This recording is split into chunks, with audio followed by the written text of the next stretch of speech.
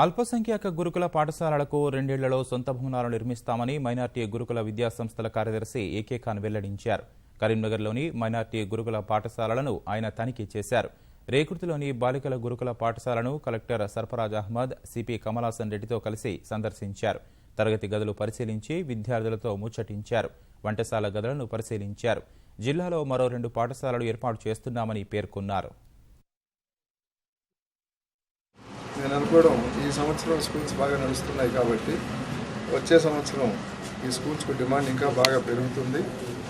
నూతనంగా రాష్ట్ర వ్యాప్తంగా ఈ 71 కాకుండా కొత్తగా 89 స్కూల్స్ అయితే స్టార్ట్ చేస్తాము.